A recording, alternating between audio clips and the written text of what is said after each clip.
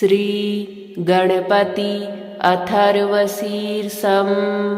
हरिः ॐ। नमस्ते गणपतये त्वमेव प्रत्यक्षं तत्त्वमसि, त्वमेव केवलं कर्तासि, त्वमेव केवलं धर्तासि, त्वमेव केवलं हर्तासि, त्वमेव सर्वं खल्विदं ब्रह्मासि, त्वं साक्षादात्मासि नित्यं। ऋतं वच्मि सत्यं वच्मि, अवत्वं माम् अववक्तारम् अवश्रोतारम् अवदातारम् अवधातारम् अवानुचानमवशिष्यम् अवपश्चात्तात् अवपुरस्तात् अवचोत्तरात्तात् अवदक्षिणात्तात् अवचोर्ध्वात्तात् अवाधरात्तात् सर्वतो मां पाहि पाहि समन्तात्। त्वं वाङ्मयस्त्वं चिन्मयः, त्वमानन्दमयस्त्वं ब्रह्ममयः, त्वं सच्चिदानन्दाद्वितीयोऽसि, त्वं प्रत्यक्षं ब्रह्मासि, त्वं ज्ञानमयो विज्ञानमयोऽसि। सर्वं जगदिदं त्वत्तो जायते, सर्वं जगदिदं त्वत्तस्तिष्ठति, सर्वं जगदिदं त्वयि लयमेष्यति, सर्वं जगदिदं त्वयि प्रत्येति। त्वं भूमिरापो नलो निलो नभः, त्वं चत्वारि वाक्पदानि, त्वं गुणत्रयातीतः, त्वं कालत्रयातीतः, त्वं देहत्रयातीतः, त्वं मूलाधारस्थितोऽसि नित्यं, त्वं शक्तित्रयात्मकः, त्वां योगिनो ध्यायन्ति नित्यं।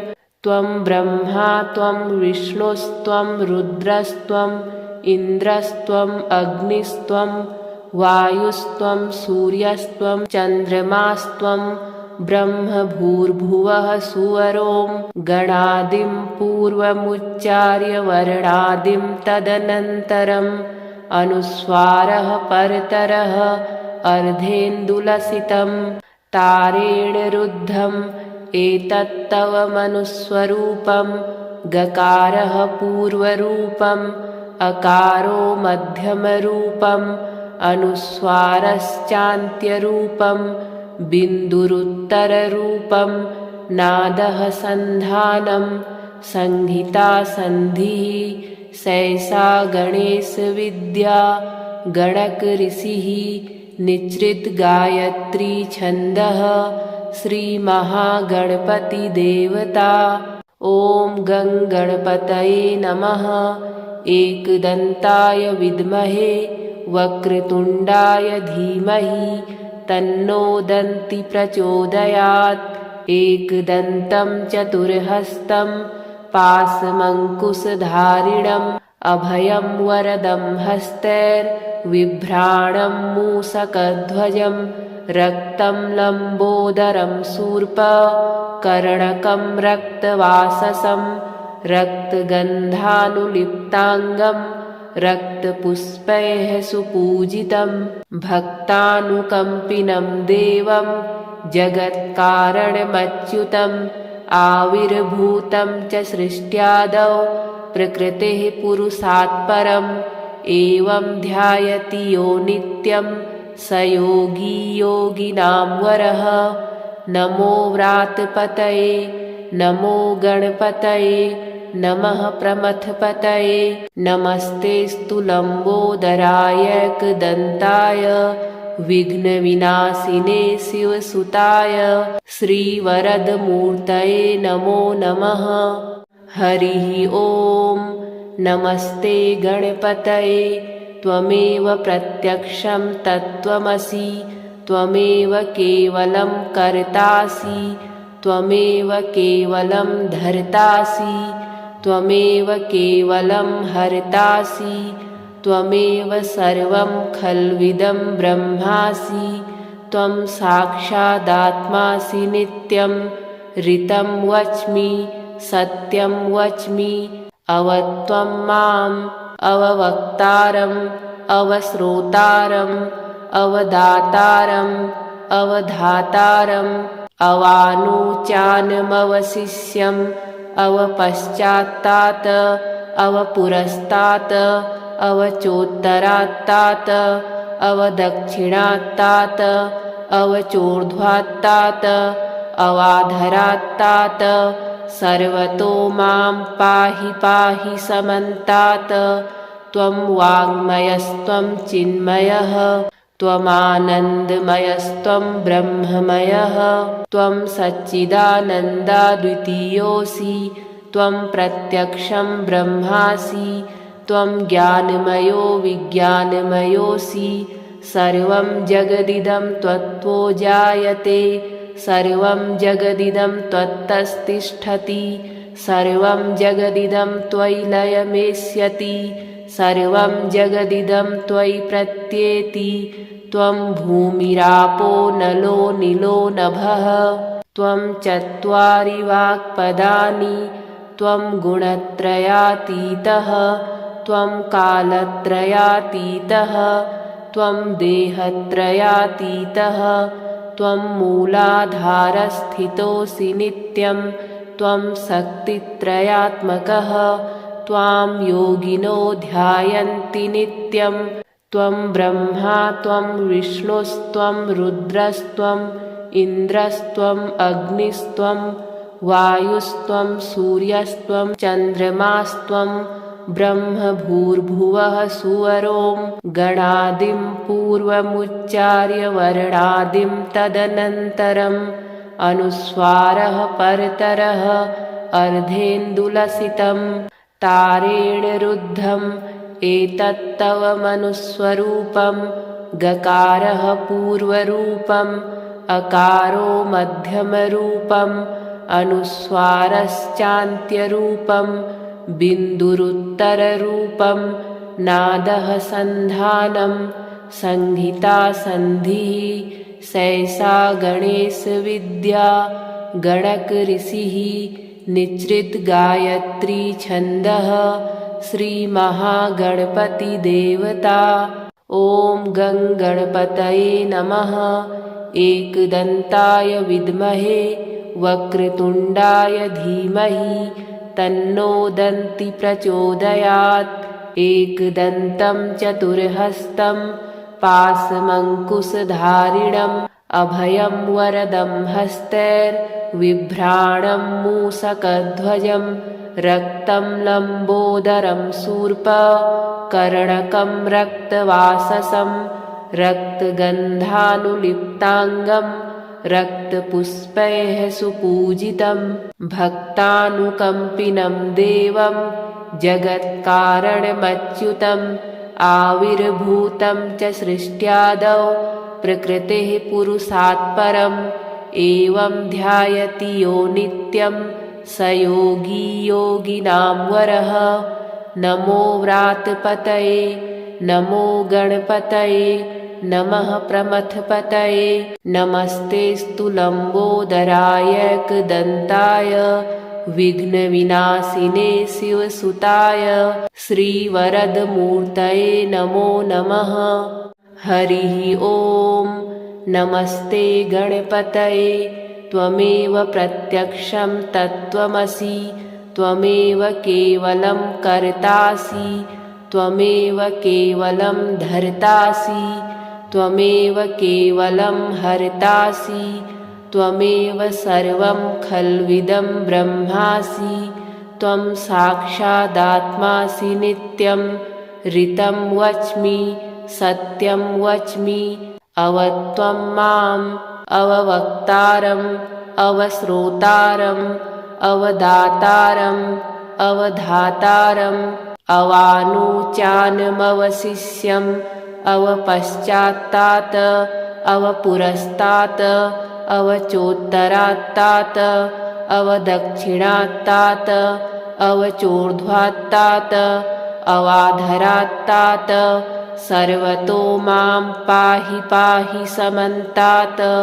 त्वं वाङ्मयस्त्वं चिन्मयः त्वमानन्दमयस्त्वं ब्रह्ममयः त्वं सच्चिदानन्दाद्वितीयोऽसि त्वं प्रत्यक्षं ब्रह्मासि त्वं ज्ञानमयो विज्ञानमयोऽसि सर्वं जगदिदं त्वत्तो जायते सर्वं जगदिदं त्वत्तस्तिष्ठति सर्वं जगदिदं त्वयि लयमेष्यति सर्वं जगदिदं त्वयि प्रत्येति त्वं भूमिरापो नलो निलो नभः त्वं चत्वारि वाक्पदानि त्वं गुणत्रयातीतः त्वं कालत्रयातीतः त्वं देहत्रयातीतः त्वं मूलाधारस्थितोऽसि नित्यं त्वं शक्तित्रयात्मकः त्वां योगिनो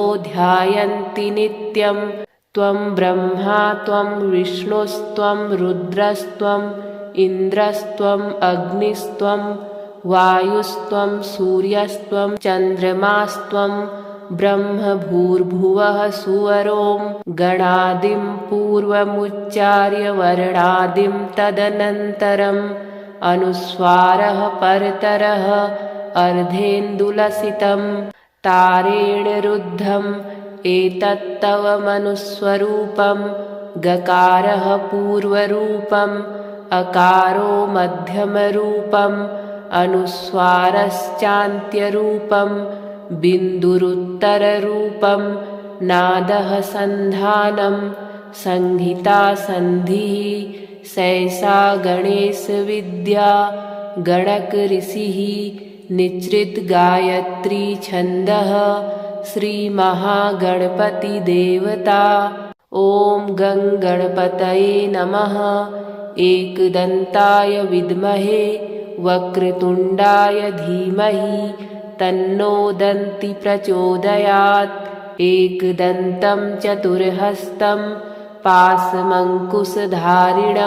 अभयं वरदं हस्तैर्बिभ्राणं मूषकध्वजं रक्तं लम्बोदरं शूर्पकर्णकं रक्तवाससं रक्तगन्धानुलिप्ताङ्गं रक्तपुष्पैः सुपूजितं भक्तानुकम्पिनं देवं जगत्कारणमच्युतम् आविर्भूतं च सृष्ट्यादौ प्रकृतेः पुरुषात् परम् एवं ध्यायति यो नित्यं स योगी योगिनां वरः नमो व्रातपतये नमो गणपतये नमः प्रमथपतये नमस्तेऽस्तु लम्बोदराय विघ्नविनाशिने शिवसुताय श्रीवरदमूर्तये नमो नमः। हरिः ॐ नमस्ते गणपतये त्वमेव प्रत्यक्षं तत्त्वमसि त्वमेव केवलं कर्तासि त्वमेव केवलं धर्तासि त्वमेव केवलं हर्तासि त्वमेव सर्वं खल्विदं ब्रह्मासि त्वं साक्षादात्मासि नित्यं ऋतं वच्मि सत्यं वच्मि अवत्वं माम् अववक्तारम् अवश्रोतारम् अवदातारम् अवधातारम् अवानुचानमवशिष्यम् अवपश्चात्तात् अवपुरस्तात् अवचोत्तरात्तात् अवदक्षिणात्तात् अवचोर्ध्वात्तात् अवाधरात्तात् सर्वतो मां पाहि पाहि समन्तात् त्वं वाङ्मयस्त्वं चिन्मयः त्वमानन्दमयस्त्वं ब्रह्ममयः त्वं सच्चिदानन्दाद्वितीयोऽसि त्वं प्रत्यक्षं ब्रह्मासि त्वं ज्ञानमयो विज्ञानमयोऽसि सर्वं जगदिदं त्वत्तो जायते सर्वं जगदिदं त्वत्तस्तिष्ठति सर्वं जगदिदं त्वयि लयमेष्यति सर्वं जगदिदं त्वयि प्रत्येति त्वं भूमिरापो नलो निलो नभः त्वं चत्वारि वाक्पदानि त्वं गुणत्रयातीतः त्वं कालत्रयातीतः त्वं देहत्रयातीतः त्वं मूलाधारस्थितोऽसि नित्यं त्वं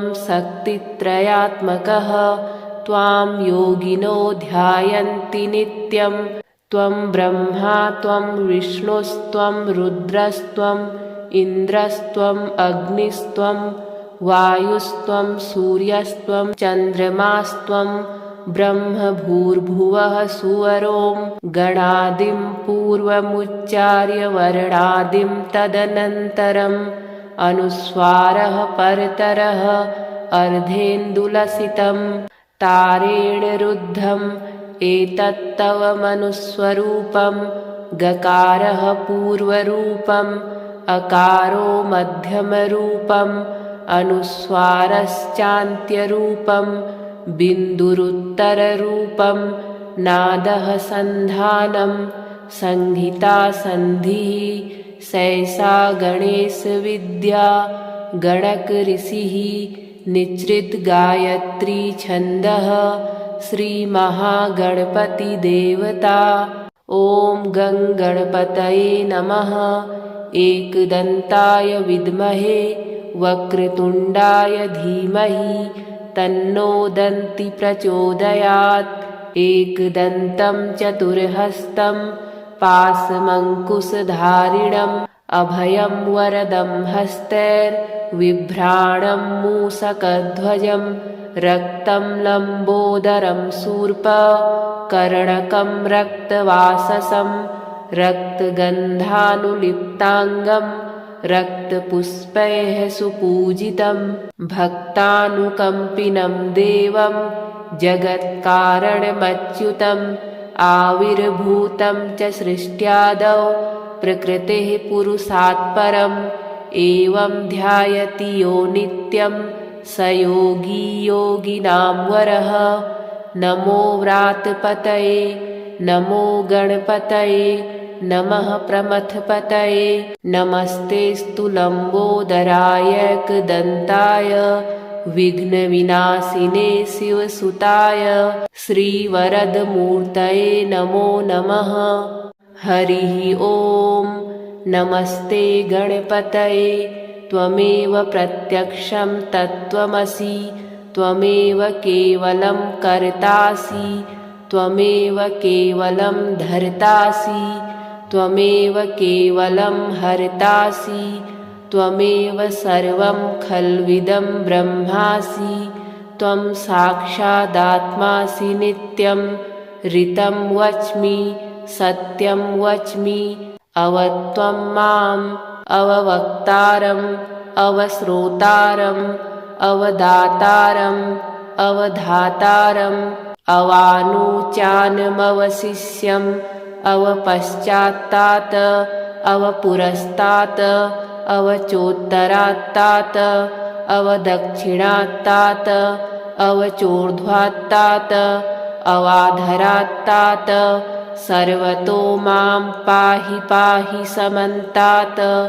त्वं वाङ्मयस्त्वं चिन्मयः त्वमानन्दमयस्त्वं ब्रह्ममयः त्वं सच्चिदानन्दाद्वितीयोऽसि त्वं प्रत्यक्षं ब्रह्मासि त्वं ज्ञानमयो विज्ञानमयोऽसि सर्वं जगदिदं त्वत्तो जायते सर्वं जगदिदं त्वत्तस्तिष्ठति सर्वं जगदिदं त्वयि लयमेष्यति सर्वं जगदिदं त्वयि प्रत्येति त्वं भूमिरापो नलो नीलो नभः त्वं चत्वारि वाक्पदानि त्वं गुणत्रयातीतः त्वं कालत्रयातीतः त्वं देहत्रयातीतः त्वं मूलाधारस्थितोऽसि नित्यं त्वं शक्तित्रयात्मकः त्वां योगिनो ध्यायन्ति नित्यं त्वं ब्रह्मा त्वं विष्णुस्त्वं रुद्रस्त्वम् इन्द्रस्त्वम् अग्निस्त्वं वायुस्त्वं सूर्यस्त्वं चन्द्रमास्त्वं ब्रह्मभूर्भुवः सुवरों गणादिं पूर्वमुच्चार्य वर्णादिं तदनन्तरम् अनुस्वारः परतरः अर्धेन्दुलसितं तारेण रुद्धम् एतत्तव मनुस्वरूपं गकारः पूर्वरूपम् अकारो मध्यमरूपम् अनुस्वारश्चान्त्यरूपं बिन्दुरुत्तररूपं नादः सन्धानं संहिता सन्धिः सैषा गणेशविद्या गणकऋषिः निच्रित गायत्री छन्दः श्रीमहागणपतिदेवता। ॐ गं गणपतये नमः। एकदन्ताय विद्महे वक्रतुण्डाय धीमहि तन्नो दन्ति प्रचोदयात्। एकदन्तं चतुर्हस्तं पाशमङ्कुशधारिणम् अभयं वरदं हस्तैर्बिभ्राणं मूषकध्वजं रक्तं लम्बोदरं शूर्पकर्णकं रक्तवाससं रक्तगन्धानुलिप्ताङ्गं रक्तपुष्पैः सुपूजितं भक्तानुकम्पिनं देवं जगत्कारणमच्युतम् आविर्भूतं च सृष्ट्यादौ प्रकृतेः पुरुषात् परम् एवं ध्यायति यो नित्यं स योगी योगिनां वरः। नमो व्रातपतये नमो गणपतये नमः प्रमथपतये नमस्तेस्तु लम्बोदराय एकदन्ताय विघ्नविनाशिने शिवसुताय श्रीवरदमूर्तये नमो नमः। हरिः ॐ। नमस्ते गणपतये त्वमेव प्रत्यक्षं तत्त्वमसि त्वमेव केवलं कर्तासि त्वमेव केवलं धर्तासि त्वमेव केवलं हर्तासि त्वमेव सर्वं खल्विदं ब्रह्मासि त्वं साक्षादात्मासि नित्यं ऋतं वच्मि सत्यं वच्मि अवत्वं माम् अववक्तारम् अवश्रोतारम् अवदातारम् अवधातारम् अवानुचानमवशिष्यम् अवपश्चात्तात् अवपुरस्तात् अवचोत्तरात्तात् अवदक्षिणात्तात् अवचोर्ध्वात्तात् अवाधरात्तात् सर्वतो मां पाहि पाहि समन्तात्। त्वं वाङ्मयस्त्वं चिन्मयः त्वमानन्दमयस्त्वं ब्रह्ममयः त्वं सच्चिदानन्दाद्वितीयोऽसि त्वं प्रत्यक्षं ब्रह्मासि त्वं ज्ञानमयो विज्ञानमयोऽसि सर्वं जगदिदं त्वत्तो जायते सर्वं जगदिदं त्वत्तस्तिष्ठति सर्वं जगदिदं त्वयि लयमेष्यति सर्वं जगदिदं त्वयि प्रत्येति त्वं भूमिरापो नलो नीलो नभः त्वं चत्वारि वाक्पदानि त्वं गुणत्रयातीतः त्वं कालत्रयातीतः त्वं देहत्रयातीतः त्वं मूलाधारस्थितोऽसि नित्यं त्वं शक्तित्रयात्मकः त्वां योगिनो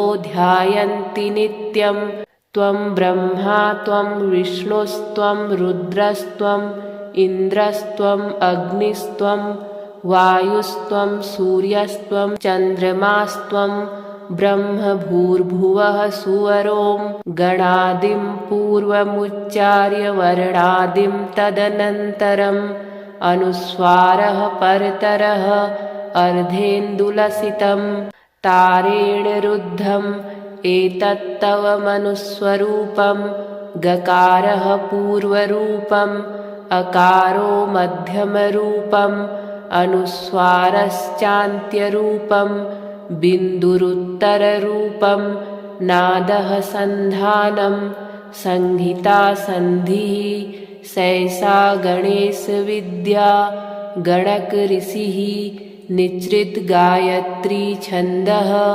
श्रीमहागणपतिदेवता। ॐ गं गणपतये नमः। एकदन्ताय विद्महे वक्रतुण्डाय धीमहि तन्नो दन्ति प्रचोदयात्। एकदन्तं चतुर्हस्तं पाशमङ्कुशधारिणम् अभयं वरदं हस्तैर्बिभ्राणं मूषकध्वजं रक्तं लम्बोदरं शूर्पकर्णकं रक्तवाससं रक्तगन्धानुलिप्ताङ्गं रक्तपुष्पैः सुपूजितं भक्तानुकम्पिनं देवं जगत्कारणमच्युतम् आविर्भूतं च सृष्ट्यादौ प्रकृतेः पुरुषात् परम् एवं ध्यायति यो नित्यं स योगी योगिनां वरः।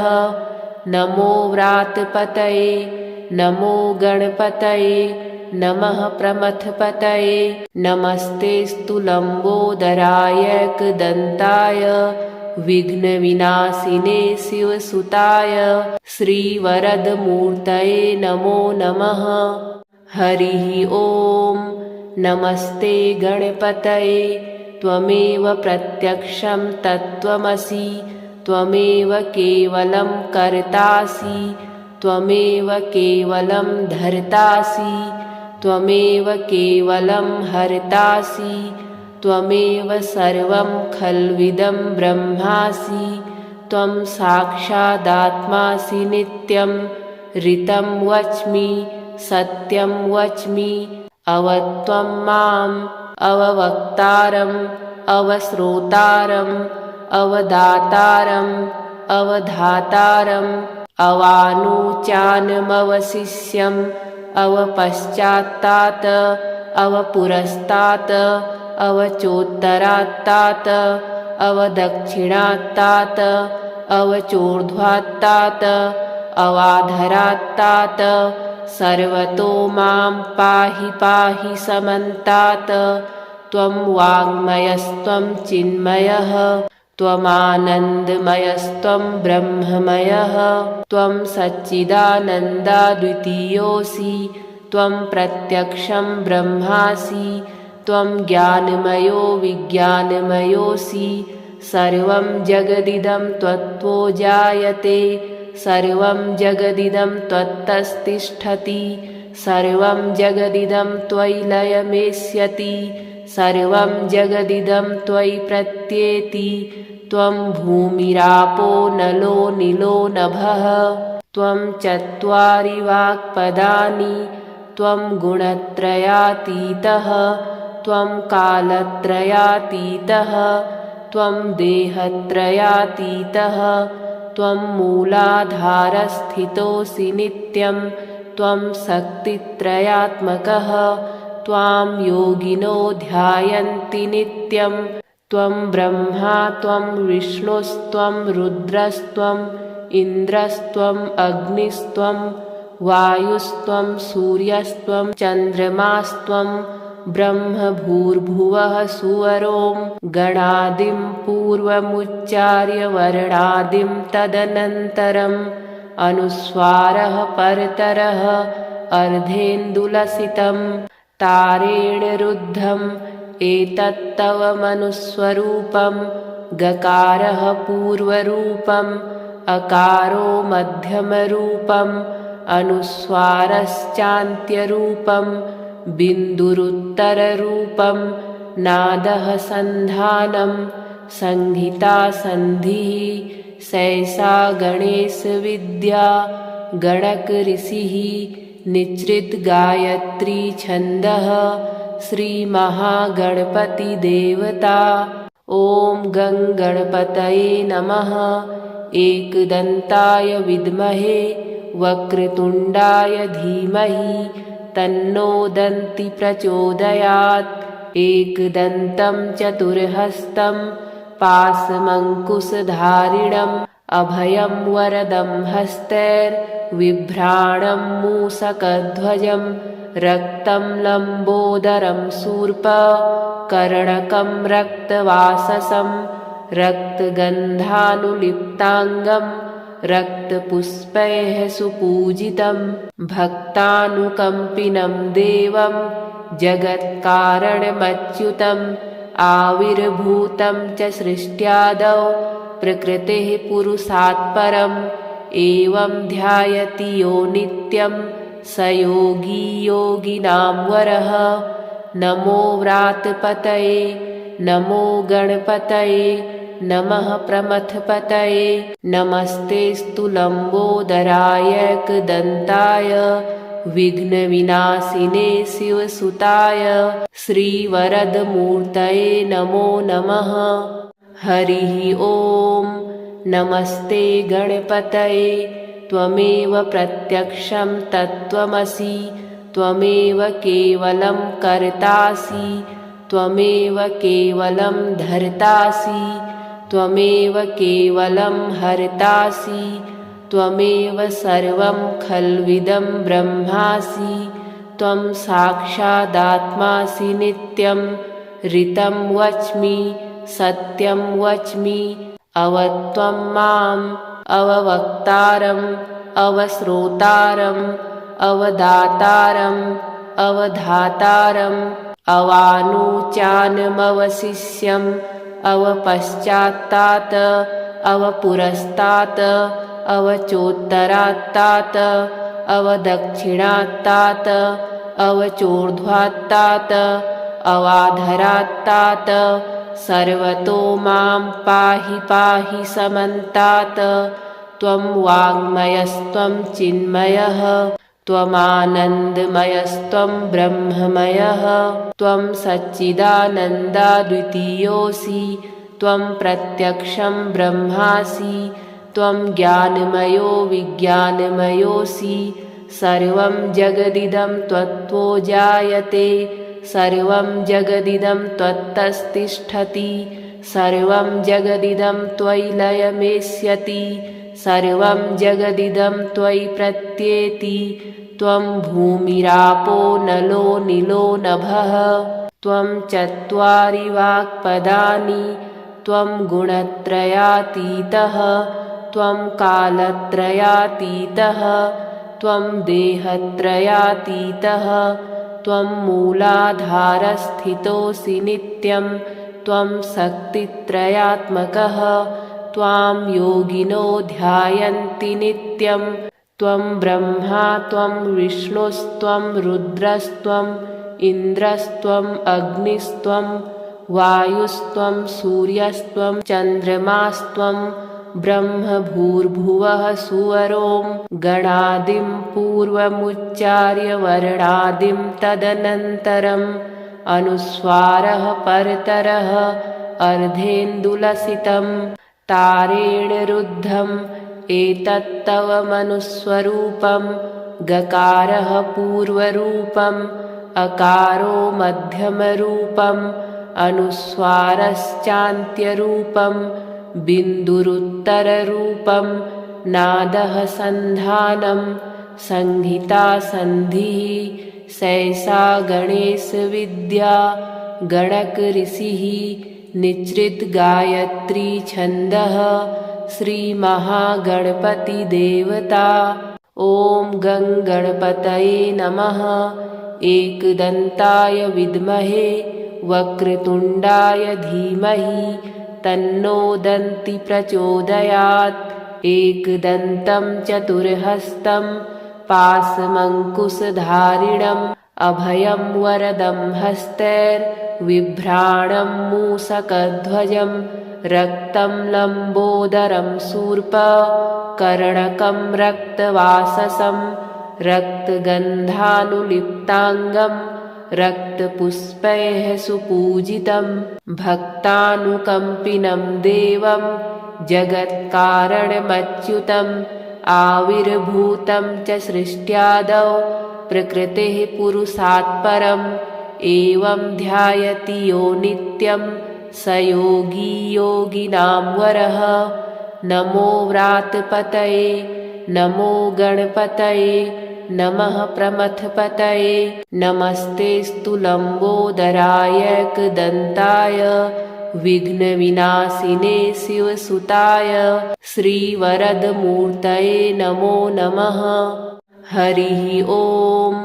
नमस्ते गणपतये त्वमेव प्रत्यक्षं तत्त्वमसि त्वमेव केवलं कर्तासि त्वमेव केवलं धर्तासि त्वमेव केवलं हर्तासि त्वमेव सर्वं खल्विदं ब्रह्मासि त्वं साक्षादात्मासि नित्यं ऋतं वच्मि सत्यं वच्मि अवत्वं माम् अववक्तारम् अवश्रोतारम् अवदातारम् अवधातारम् अवानुचानमवशिष्यम् अवपश्चात्तात् अवपुरस्तात् अवचोत्तरात्तात् अवदक्षिणात्तात् अवचोर्ध्वात्तात् अवाधरात्तात् सर्वतो मां पाहि पाहि समन्तात्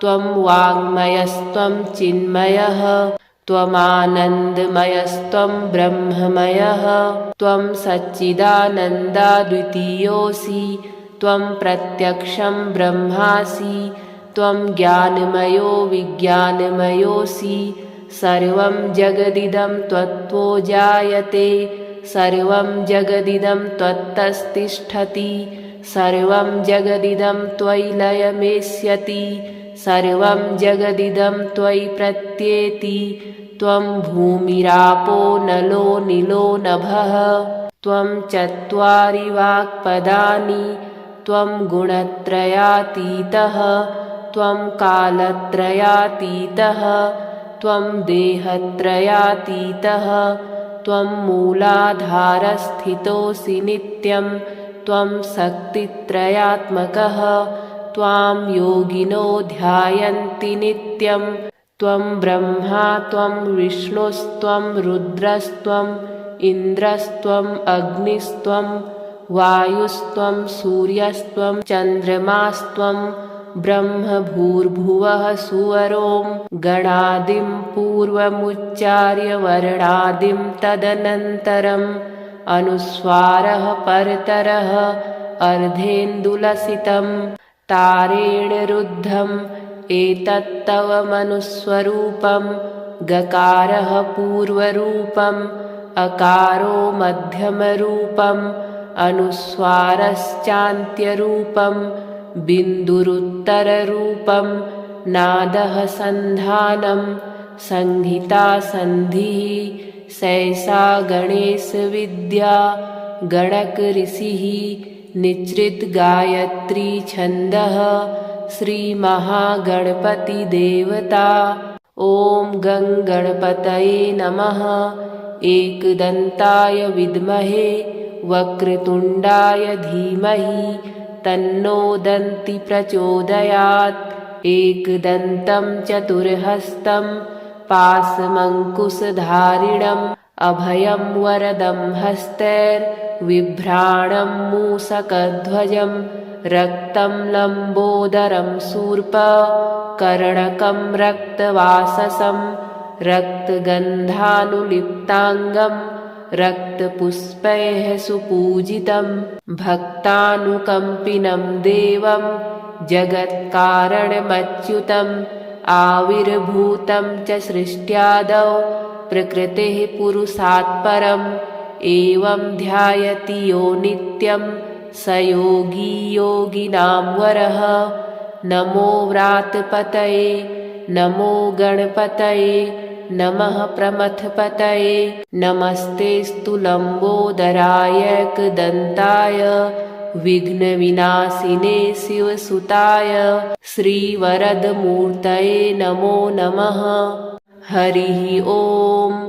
नमस्ते गणपतये त्वमेव प्रत्यक्षं तत्त्वमसि त्वमेव केवलं कर्तासि त्वमेव केवलं धर्तासि त्वमेव केवलं हर्तासि त्वमेव सर्वं खल्विदं ब्रह्मासि त्वं साक्षादात्मासि नित्यं ऋतं वच्मि सत्यं वच्मि अवत्वं माम् अववक्तारम् अवश्रोतारम् अवदातारम् अवधातारम् अवानुचानमवशिष्यम् अवपश्चात्तात् अवपुरस्तात् अवचोत्तरात्तात् अवदक्षिणात्तात् अवचोर्ध्वात्तात् अवाधरात्तात् सर्वतो मां पाहि पाहि समन्तात्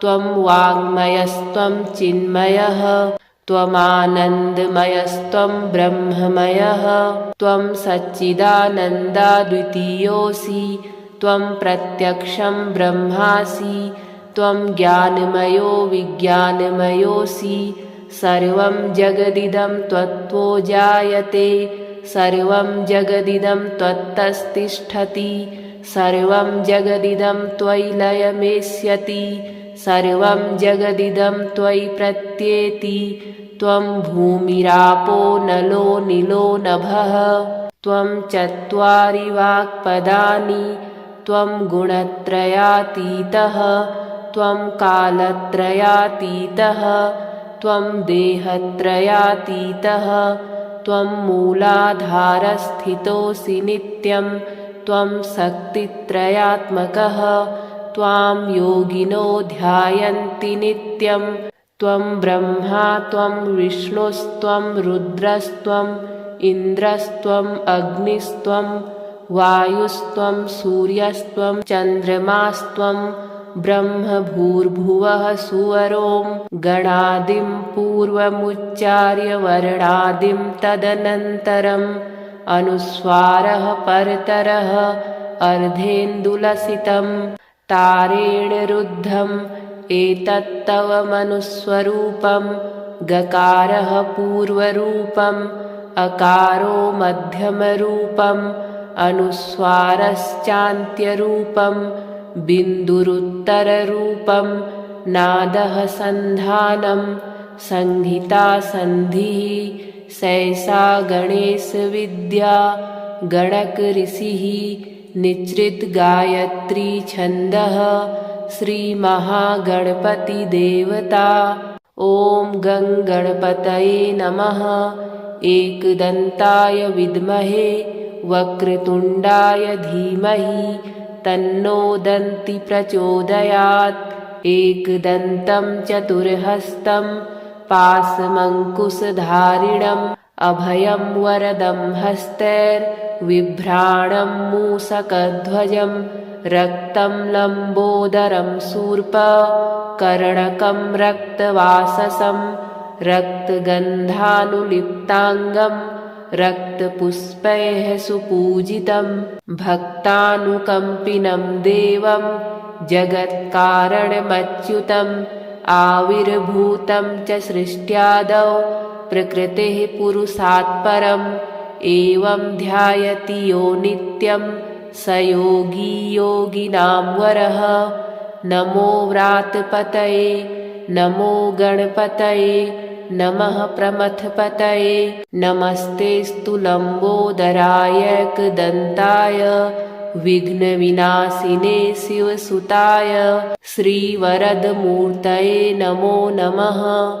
हरिः ॐ नमस्ते गणपतये त्वमेव प्रत्यक्षं तत्त्वमसि त्वमेव केवलं कर्तासि त्वमेव केवलं धर्तासि त्वमेव केवलं हर्तासि त्वमेव सर्वं खल्विदं ब्रह्मासि त्वं साक्षादात्मासि नित्यं ऋतं वच्मि सत्यं वच्मि अवत्वं माम् अववक्तारम् अवश्रोतारम् अवदातारम् अवधातारम् अवानुचानमवशिष्यम् अवपश्चात्तात् अवपुरस्तात् अवचोत्तरात्तात् अवदक्षिणात्तात् अवचोर्ध्वात्तात् अवाधरात्तात् सर्वतो मां पाहि पाहि समन्तात्। त्वं वाङ्मयस्त्वं चिन्मयः त्वमानन्दमयस्त्वं ब्रह्ममयः त्वं सच्चिदानन्दाद्वितीयोऽसि त्वं प्रत्यक्षं ब्रह्मासि त्वं ज्ञानमयो विज्ञानमयोऽसि सर्वं जगदिदं त्वत्तो जायते सर्वं जगदिदं त्वत्तस्तिष्ठति सर्वं जगदिदं त्वयि लयमेष्यति सर्वं जगदिदं त्वयि प्रत्येति त्वं भूमिरापो नलो नीलो नभः त्वं चत्वारि वाक्पदानि त्वं गुणत्रयातीतः त्वं कालत्रयातीतः त्वं देहत्रयातीतः त्वं मूलाधारस्थितोऽसि नित्यं त्वं शक्तित्रयात्मकः त्वां योगिनो ध्यायन्ति नित्यं त्वं ब्रह्मा त्वं विष्णुस्त्वं रुद्रस्त्वम् इन्द्रस्त्वम् अग्निस्त्वं वायुस्त्वं सूर्यस्त्वं चन्द्रमास्त्वं ब्रह्म भूर्भुवः सुवरों गणादिं पूर्वमुच्चार्य वर्णादिं तदनन्तरम् अनुस्वारः परतरः अर्धेन्दुलसितं तारेण रुद्धम् एतत्तव मनुस्वरूपं गकारः पूर्वरूपम् अकारो मध्यमरूपम् अनुस्वारश्चान्त्यरूपं बिन्दुरुत्तररूपं नादः सन्धानं संहिता सन्धिः सैषा गणेशविद्या गणकऋषिः निश्रितगायत्री छन्दः श्रीमहागणपतिदेवता। ॐ गं गणपतये नमः। एकदन्ताय विद्महे वक्रतुण्डाय धीमहि तन्नो दन्ति प्रचोदयात्। एकदन्तं चतुर्हस्तं पाशमङ्कुशधारिणम् अभयं वरदं हस्तैर्बिभ्राणं मूषकध्वजं रक्तं लम्बोदरं शूर्पकर्णकं रक्तवाससं रक्तगन्धानुलिप्ताङ्गं रक्तपुष्पैः सुपूजितं भक्तानुकम्पिनं देवं जगत्कारणमच्युतम् आविर्भूतं च सृष्ट्यादौ प्रकृतेः पुरुषात् परम् एवं ध्यायति यो नित्यं स योगी योगिनां वरः। नमो व्रातपतये नमो गणपतये नमः प्रमथपतये नमस्तेऽस्तु लम्बोदराय एकदन्ताय विघ्नविनाशिने शिवसुताय श्रीवरदमूर्तये नमो नमः।